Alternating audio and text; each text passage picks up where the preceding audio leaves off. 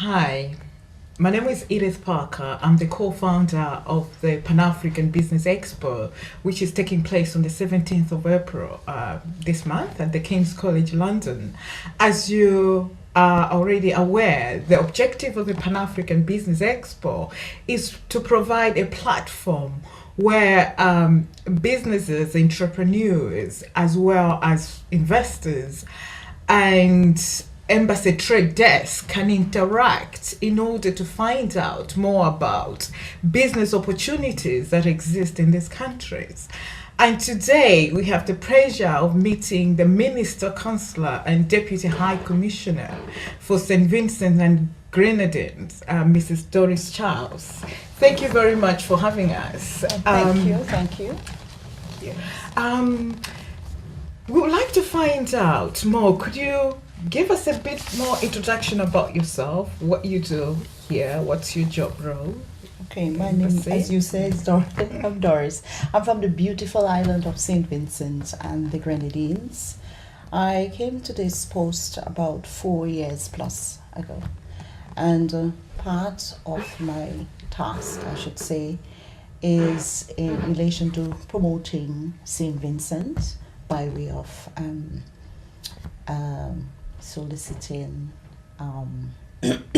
investors, facilitating the whole process of investment, and also with an emphasis on development of our country. Yes. So the role generally is a facilitating one. We also here at the High Commission, we deal with trade initiatives as well, and we pass information through to the agencies in St. Vincent and the Grenadines. So that is where I fit in. Before that, I should say, I am from the island, from the main island, that is St. Vincent.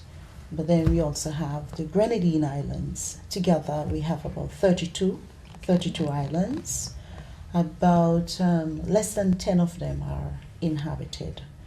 We have close to 110,000 persons living on those islands. Okay. But here in the UK, where our office is located, we have a diaspora as well that is vibrant and very caring in terms of what they are proposing to do in terms of going back to St. Vincent or providing such linkages that are necessary to in a whole remit of trade, investment and development initiatives. Good. No, that's very interesting. I mean, based on what you have said, your key is very raw in this embassy, and not just the diaspora here, but the whole country as well. Absolutely. Which is very good. And I think what is also interesting is to find out a bit more history about your country. Well, St. Vincent and the Grenadines, the historians tell me, is that it's very special in this context, in that prior to 1763, when it was ceded to Britain, there were Carib Indians who aggressively prevented European settlement on mainland St. Vincent. That is until the 18th century. We had enslaved Africans, whether they were shipwrecked or escaped from neighboring island Barbados and St. Lucia and Grenada. They sought refuge on mainland St. Vincent, and then it was known as Hairuna, as it was called by the Caribs. The Caribs later intermarried, and we had what was known as the Garifuna or Black Caribs. So they intermarried with Africans, and there we had the Black Caribs. I think I am one of the descendant of the Black Caribs. That's interesting. And that indeed it is. So the island was, after 1763, it was ceded to Britain. Then it was restored to French rule in 1779. And so it was regained by the British under the Treaty of Paris in 1783, in which Great Britain officially recognized the end of the American Revolution. Ancillary treaties were also signed with France and Spain, known as the Treaties of Versailles in 1783, of which St. Vincent was put back under the British control. Mm-hmm. Our defiant paramount chief, Joseph Chatoyer, Mm-hmm. there was a conflict between the British and the Black Caribs, and he led, how would you say, a revolt against the British. Mm-hmm. Until that continued until 1796, when General Sir Ralph Abercrombie crushed a revolt that was fomented by the French radical Victor Hughes.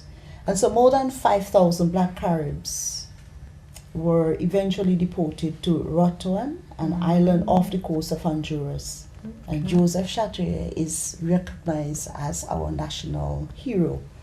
And so from 1763 until independence, Mm-hmm. St. Vincent Pass independence was obtained in 1979. St. Vincent passed through various stages of colonial status under the British. So predominantly that is where we are today. We are an independent nation state following a referendum in 1979 under Milton Cato. Mm-hmm. St. Vincent and the Grenadines became the last of the Windward Islands to gain its independence. It is important for us to give a historical backdrop to where we are in terms of trade.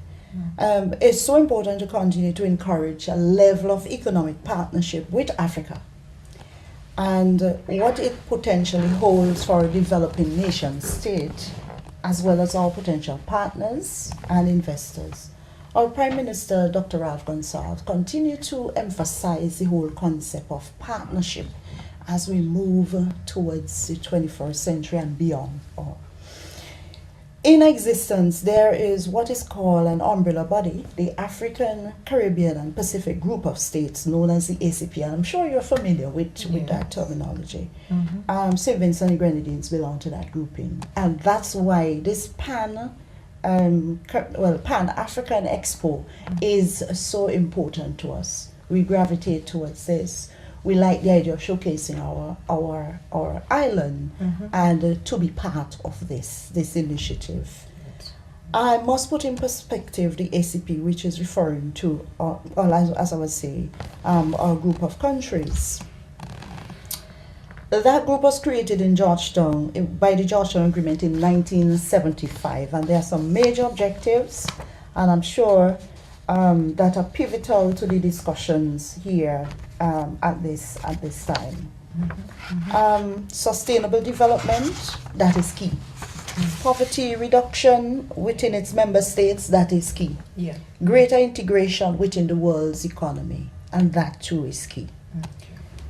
Now, the member states of the ACP, one of them being our state, St. Vincent and the Grenadines, are signatories to what is known as the Cotonou Agreement with the European Union. That was signed in 2000, and it was a successor to the Lomé Conventions. What is critical is that this Lomé Convention was a trade and aid agreement between the European Community and the ACP countries. That was in 1975, and there was a first Lomé Convention that was effective in 1976. I've taken the time to go back to that point to see how far we have come.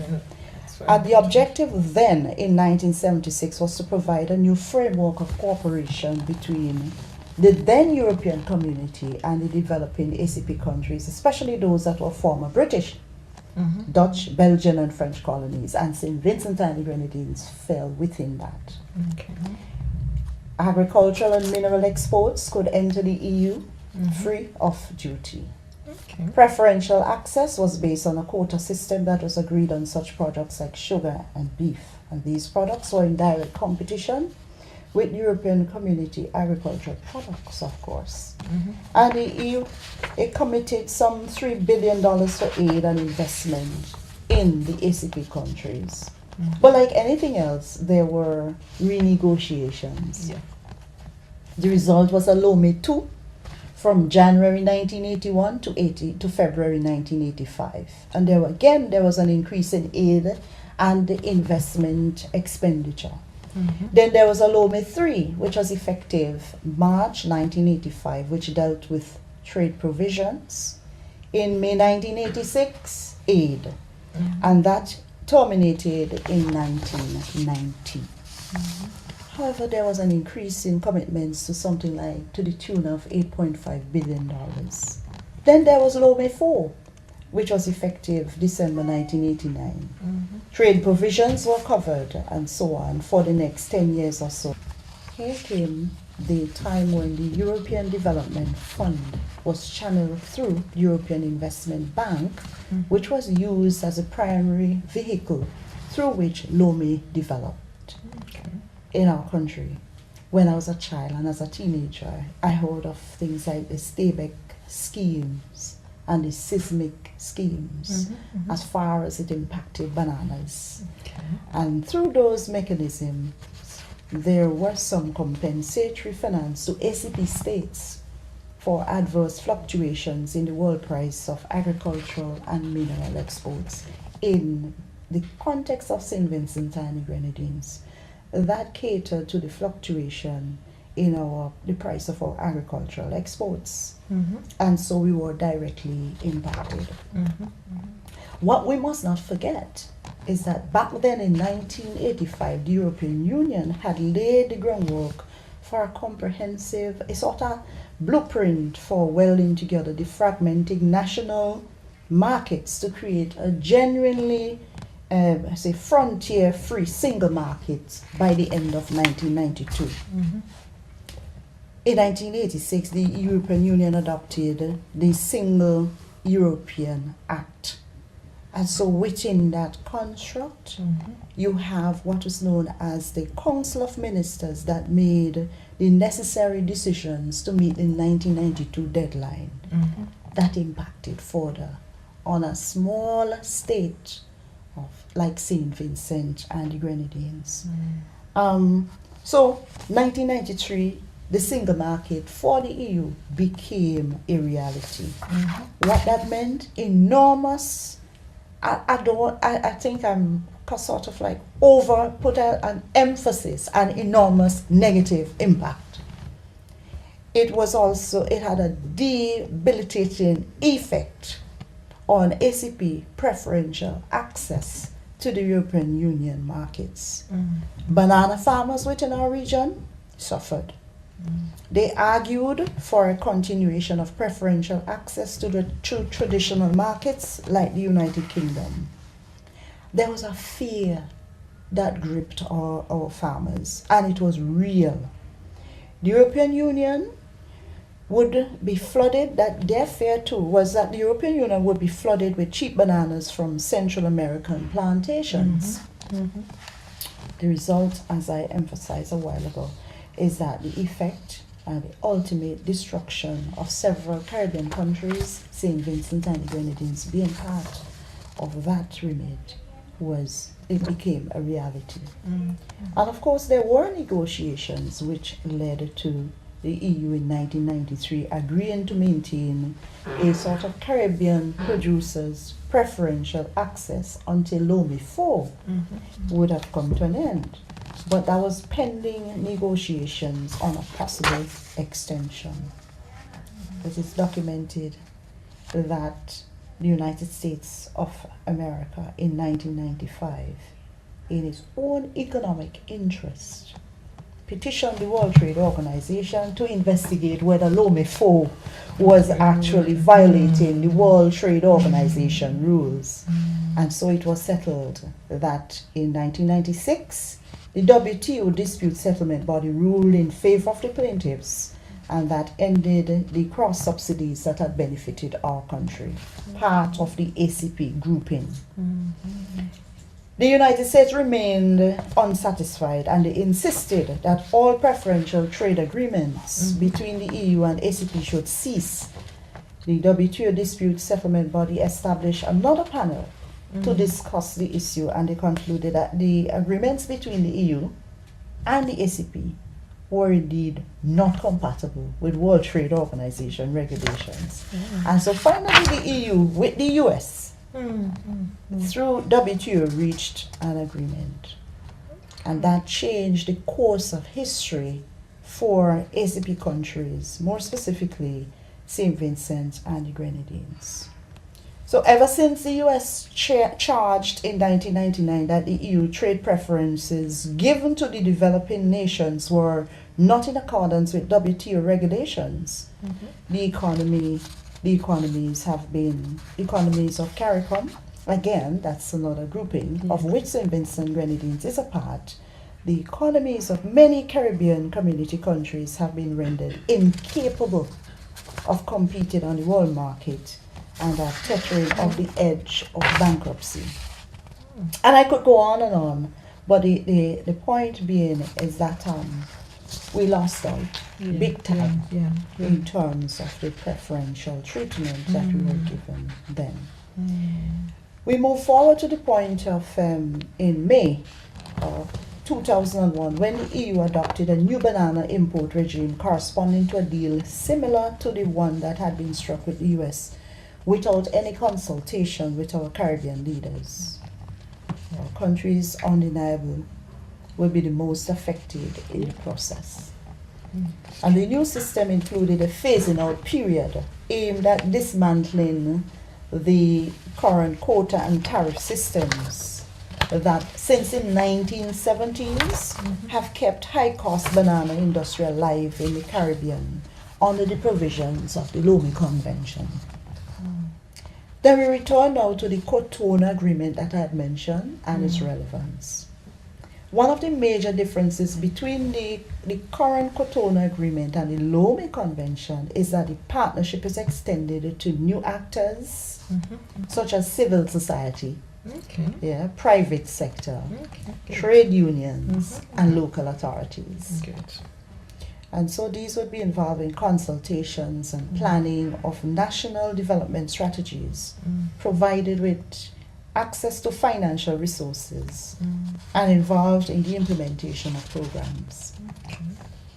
Many small islands like St. Vincent and the Grenadines stand to grasp opportunities that are provided.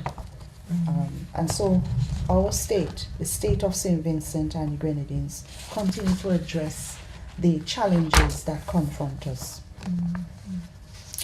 Our government, under the leadership of Dr. the Honorable Ralph Gonsalves, continue to stress the importance of diversifying around bananas. I take the time to provide that because you have asked about trade and trade initiatives. So I take the time to help you to understand, exactly. That it is within that sort of within those parameters that St. Vincent and the Grenadines will continue to survive and that we have something to offer the world. We are also known as a gem of the Antilles, Kairuna, land of the blessed. We are still a nation state within the ACP countries, within CARICOM, also within the world, and we have something to offer. There are areas primed for export, so we talked about agro-processing, we talk about creative industries, we talk about tourism.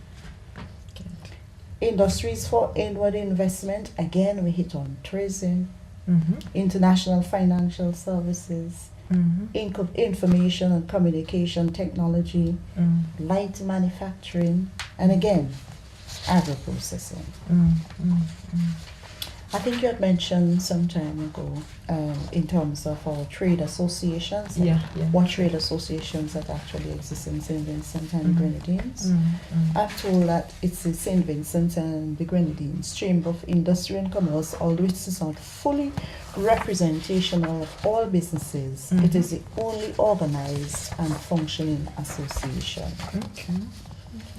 You may want to know what is the attractiveness that we have to offer to investors. And I'm hoping that folks who are actually looking or viewing that they will want to know why St. Vincent. Why St. Vincent? Given all of what we have actually discussed. Exactly. Well, I'm pleased to say that our government's commitment is to providing a favorable investment climate to all. We have tax holidays and duty-free concessions. We are an English-speaking population. I'm sure that is going to appeal to a lot of people. Yeah, definitely. Yeah. We have low labor rates.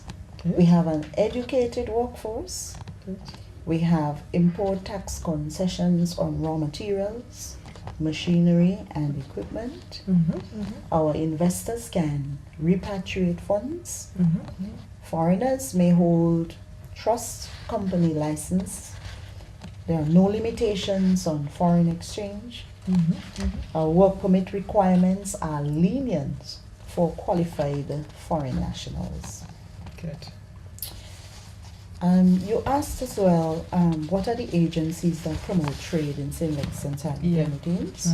We have the Ministry of Foreign Affairs.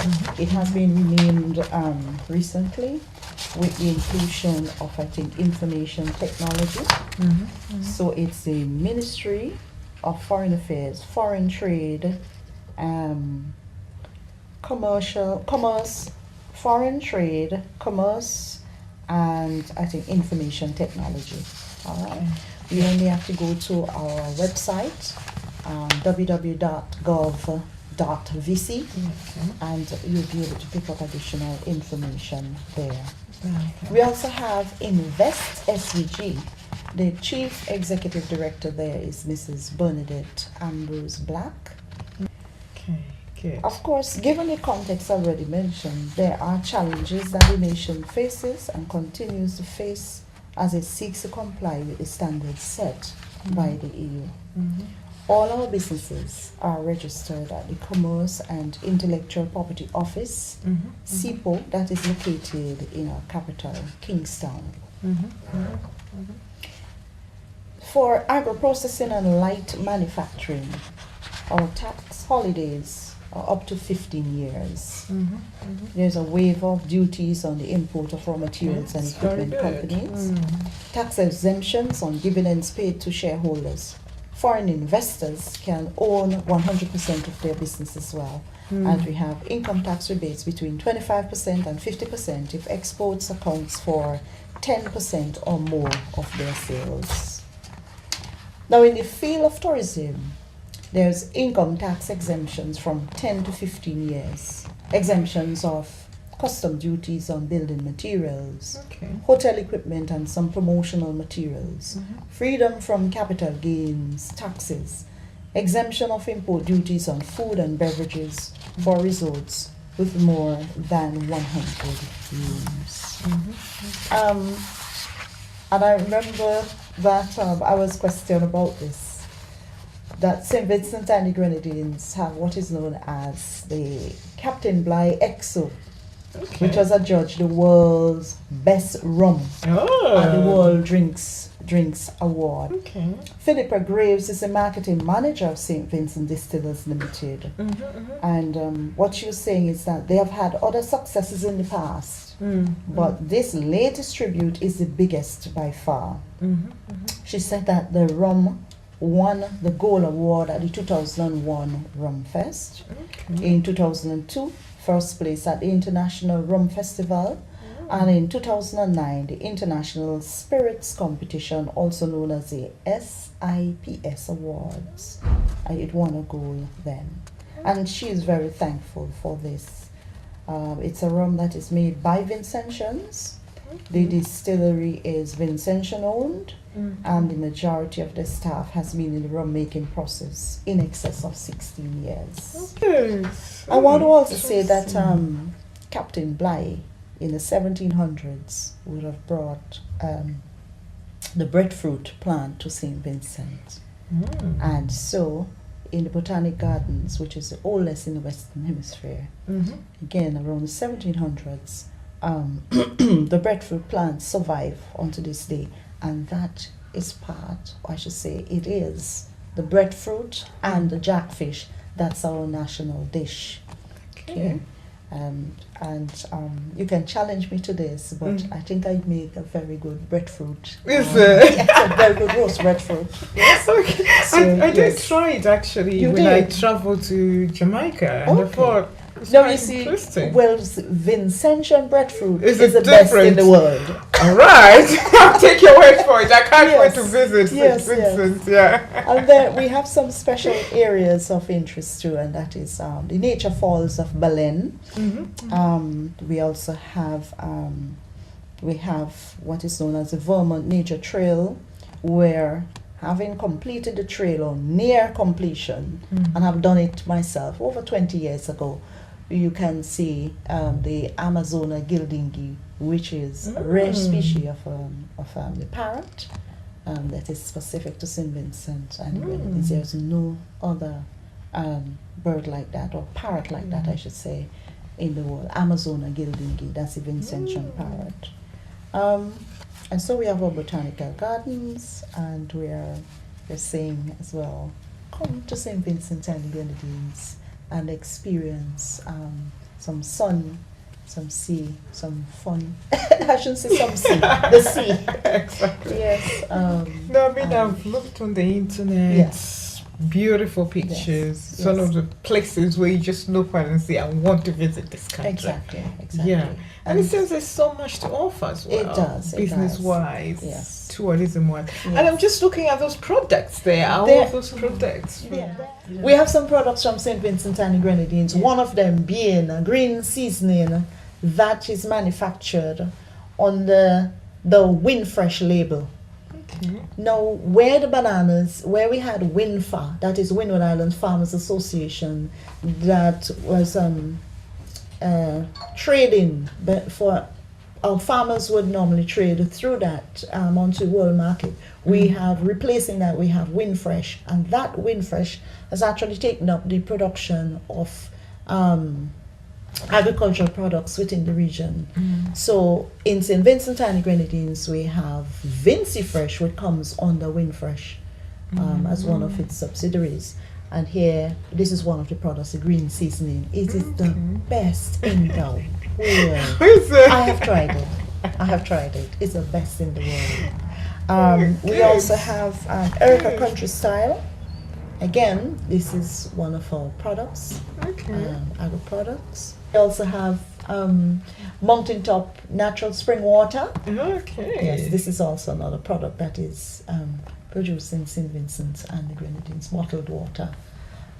So these are just a few samples. And again, we repackage rice, as I was saying. This is just one of our products as well. But don't take my word for it. Come to St. Vincent and the Grenadines, the gem of the Antilles. Hairuna, the best place there is. The best place there is. And I believe that's one of the areas where I guess investors, particularly those in the manufacturing industry, could start looking at St. Vincent and Grenadines as a target. That's correct. Yeah. Some years ago, there was an initiative. Someone came and was asking about pineapples and whether or not we are also exploring that in terms of canning pineapples and some of our seasonal fruits like mangoes, guavas, golden apples. We call them golden apples, but I think they're known as June apples. So again, we are looking at that. The Ministry of Agriculture has within it a unit that is specific to industries, and the focus again is actually on small industries where these products are concerned. But that is where we are. We are inviting investors to come on board and to be part of this initiative. And as was explained before, it is also, we're hoping for partnerships. Yes, which is very important. Yes. And we are geared towards that. Good. Project. You would have some setbacks, but we are on target again. And this year we have been told by our government that the international airport will be opened. Okay. So some folks would say, well, we haven't seen much in terms of progress, and others would say, yes, there is progress. I have seen with my own eyes, having visited, that there is tremendous progress that has been made. And as you said, if you check our website, there's regular updates. Yes, you can there are regular follow updates, what's happening to them. And we are hoping And this initiative by the Pan-Caribbean The Pan-African Business Expo, Pan-African Business Expo has come at an opportune time, where not only are we showcasing our country, but we're also saying that St. Vincent and the Grenadines is at a stage of takeoff. With the coming on stream of the international airport, as Dr. Rudy Matthias would let you know, he's the chairman of the IADC, he would let us know that this initiative is probably one of the biggest and best that has ever come to our country. And we are hoping that employment, we are going to have much more in terms of increasing employment, as well as the gateway to the rest of the world for us to attract international partners, investors, and visitors alike from the Caribbean region and the rest of the world. So again, come to St. Vincent and Grenadines. That's the best place. The best place there is.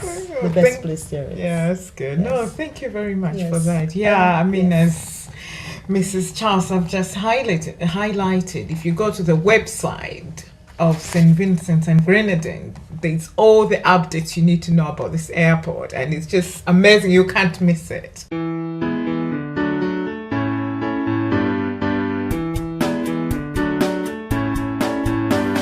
You are invited to Pan-African Business Expo, a historic event for the African Caribbean business communities in the United Kingdom and abroad, promoting international trade with Africa and the Caribbean. The event will be held at King's College, London, Strand, on Thursday, 17th April 2014, from 10 a.m. to 6 p.m.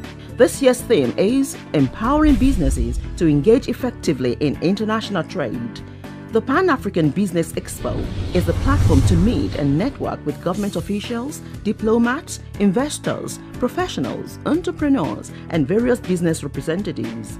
The expo features workshops on various aspects and issues relating to international trade with Africa and Caribbean. Keynote address by ambassadors and high commissioners from various African and Caribbean countries. Invited speakers are Prem Goyal, OBE, CEO Global Markets Consultants Limited, Leslie Batchelor, Director General of the Institute of Export, IOE, Brian Trehen, MBE, UK Trade and Investment International Advisor, Emmanuel Wilfred Jones, entrepreneur and founder of the Black Farmer Food brand, Michael Packer, CBE, strategist and entrepreneur, John Hilaire, Executive Director of War on Want, Musvari, Her Royal Highness Betty Makoni, multi-global award winner, gender expert, founder, Girl Child Network Worldwide, Sonia Brown, MBE, business communicator, branding strategist, Mavis Amankwa, entrepreneur, PR guru, author, and motivational speaker, and other distinguished speakers.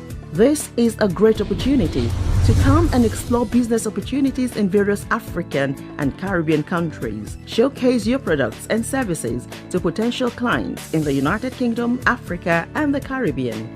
Network with like-minded potential business partners in UK and abroad. You will meet potential investors and learn how to access funding to start and develop your business.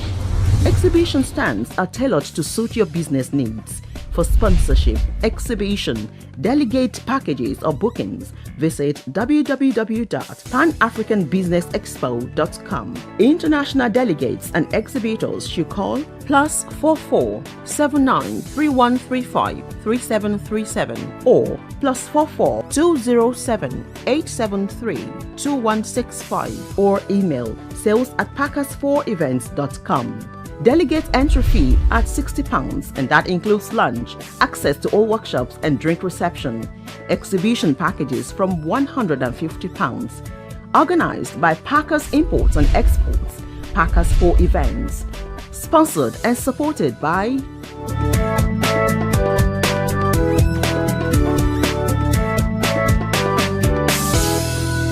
Pan-African Business Expo. Be there.